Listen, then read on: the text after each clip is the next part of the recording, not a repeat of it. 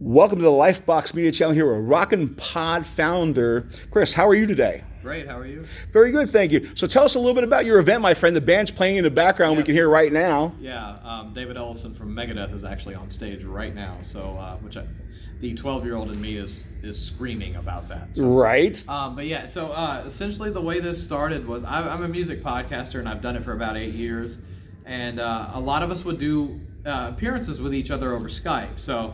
And we'd all get along great and have a good time, but it would be like, it'd be great to sit down and have a beer, but you're in Nebraska and I'm in Nashville. Of course. And that was always where it would end for years. And one of the other podcasters came to me and was like, should try to do some kind of podcaster meetup or something.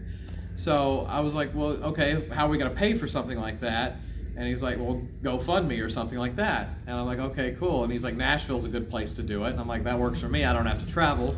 So I was like, yeah, but if we're going to do GoFundMe or something like that, listeners should be able to come hang out with us. And instead of them having to look at our out-of-shape asses, we should have, vinyl vendors and merch vendors and stuff like that. And then, a lot of the rock guys from the LA Sunset Strip, which we feature a lot on my show, moved to Nashville over the last 20 years. So you have a great vinyl selection out there, I saw. Yeah, I'd rather not live anywhere else than Nashville for my podcast, because all these guys live here now, and we've interviewed several of them. So I just started calling out favors. I'm like, hey, we're doing this thing. Would you come down, meet some of the podcasters, do some interviews, and sign some records for some of the listeners?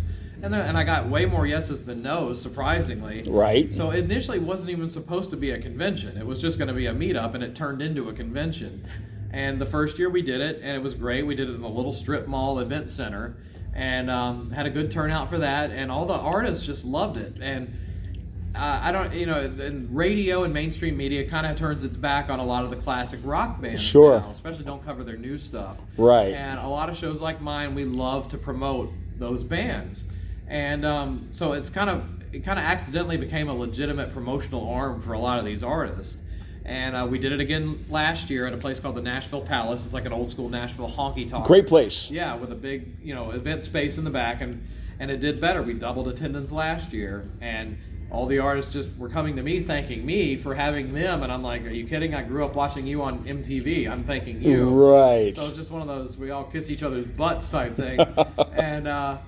And then this year, I had always envisioned it. Once I decided it was going to be an expo, I always wanted it to be like a hotel type situation, because I wanted to have like breakout rooms and stuff like that. Well, this year was finally the year to take the leap of faith and go into a hotel, and we did it at this great place called the Nashville Airport Marriott, and had the main expo hall, big hall with everything, giant stage, a lot of good layout, and then I've got 2 breakout rooms, one of which we're sitting in now. Right, exactly. We did live podcast sessions in here. We also had an education track for people wanting to learn how to either start a podcast or build their audience, which is something I've always wanted, because I love podcasting. It means a lot to me. So I've wanted to kind of give back and help people get into doing it, because a lot of people are like, I'd love to do one of those things, but I don't even know where to start. Right. So I brought some speakers in for that, and that was a great thing we had today. Yeah, you had some really star-studded guests. I have looked at all of your list. I mean, you have some fantastic people on there. We had a great time this year. We had David Ellison from Megadeth, who's actually playing right now. Right. Michael Sweet from Stryper, he was our other big headliner. Also Tony Harnell from TNT, right, who's going to be singing here in a little while. I can't wait to see that.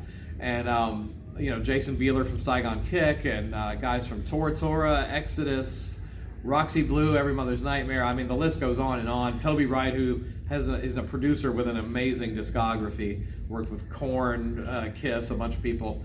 And the guest list gets bigger every year, and over 20 podcasts from all over North America that came in to do this and record interviews. So the guests get to do interviews, the podcasts get content, fans can come get stuff signed. So it's very reasonable too. I saw your prices. Yeah. I've seen these type of events. You were very reasonable, and I pay attention to that because fans can't afford to. Dollars are hard to come by. Yeah. So you made it very affordable for people. Yeah, we want to make it where even if you're on a paycheck to paycheck thing, you still come out and meet somebody you grew up listening to, and I, as a podcaster, I use these big name guests to basically have as bait to have people come in and learn about music podcasting. Right. So that's the selfish part of me.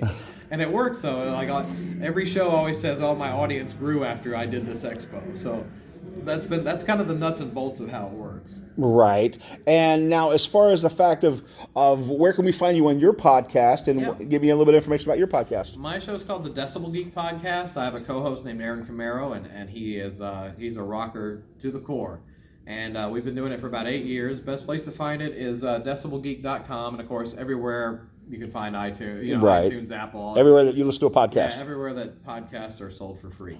And but yeah, our stuff changed a lot. We're big Kiss nerds, so there's a lot of Kiss stuff on there. But we cover everything from Kiss to Gwar to Iron Maiden to Metallica to Megadeth to I think we've done Beatles episodes. Nice. The whole spectrum of rock and roll, basically. Yeah, but yeah, we're in our 8th year now, and check us out if you can. Give us a little bit of knowledge about who are the influences of you growing up in music. Well, Kiss is the biggest one growing up. Of course. They're the gateway drug for so many people. And, right. Ace Frehley basically taught me guitar when I was a kid, but also Eric Clapton, Jimmy Page, a lot of Jimi Hendrix. I went through a giant Hendrix period where I just listened to nothing but Hendrix, and but yeah, a lot of the classic rock stuff. But then also I grew up during the hair band era, so having Michael Sweet here was a big deal to me because Stryper was a huge influence. Right. On me as a kid. And Megadeth too. I was big in all that thrash metal stuff. So I'm a guitar guy. Basically, if there's a lot of guitars in it, I'm happy. And I even got into a lot of the shredder guys, Jason Becker, Marty Friedman, a lot of that stuff from the '80s. So yeah, that's basically where I'm coming. Speaking of a guitar, I heard that you just had a guitar that went out today as, I guess, one of the winners. Is it a raffle winner or whatnot from here? Tell me a little bit about that. I was fascinated by this because it came from a mutual friend of ours, Troy Lucetta. Yeah, so Troy came last year to the Expo and just had a ball. And, that's Troy Lucetta from Tesla. Yeah, and we've become good friends over the past couple of years. And Tesla's on the road this weekend, so he couldn't make it this year. And I just reached out to him and I was like, we're doing raffles to try to help fund the Expo and pay off the expenses. And I was like, can Tesla contribute anything? And I was just thinking he'd send some CDs signed or something like that. Right. And he comes back and goes, "Oh, I've got a guitar." I'm like, I'm gonna have the whole band sign it for you. I'm like, what?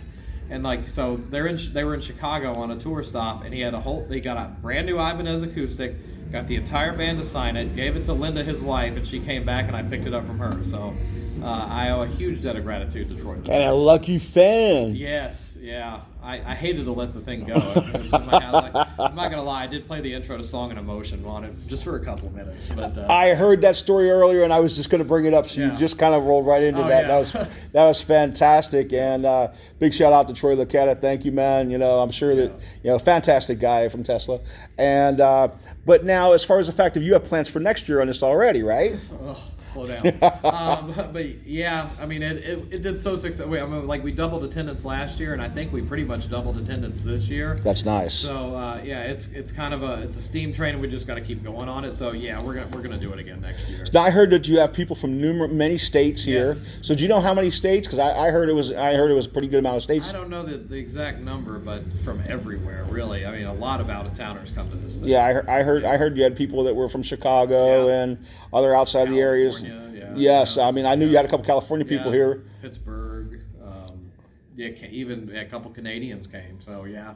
Well, see, you're reaching out. Your show's really reaching out, and you're really drawing. That's a great thing for next year. Yeah, absolutely. And one of the cool things about it is, with podcast listeners, they get very invested into the host. So, it's kind of like I listen to Joe Rogan, and I would love to meet Joe Rogan in person. So it's kind of one of those things where you get a following and you're from all over, and it's a rare thing because we're in a technical age and we do everything digitally. Right. This is kind of an old school thing where you can't really replace the human experience, actually getting to shake someone's hand.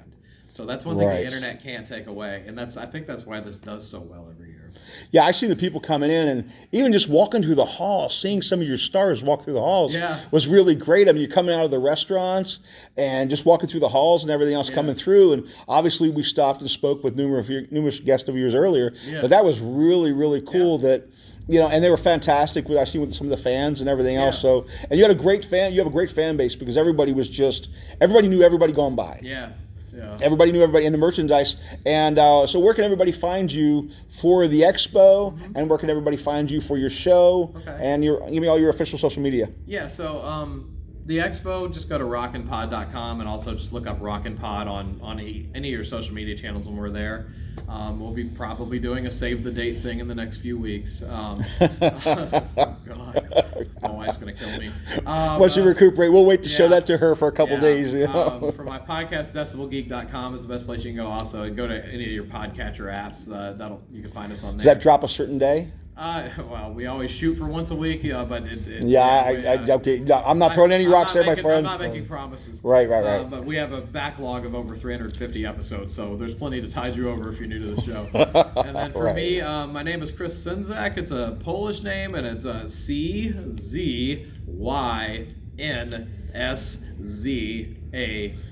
So basically, just punch your keyboard, and my name will pop up. Right. And we'll have all of these things loaded up on here afterwards. And Chris, thank you so much. And we really appreciate you taking the time, my friend.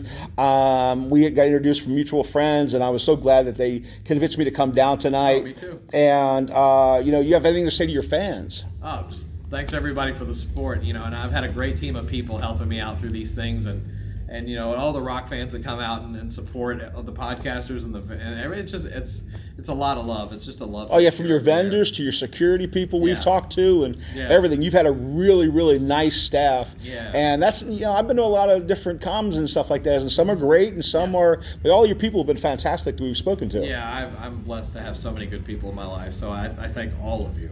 Yes. Thank you so much again. This is the Lifebox Media Channel, RockNPod. You guys check it out. Make sure to check out all his social media and look for next year and all the guests he'll have next year. Thank you so much, my friends. Thank you. You have a great day. We're out.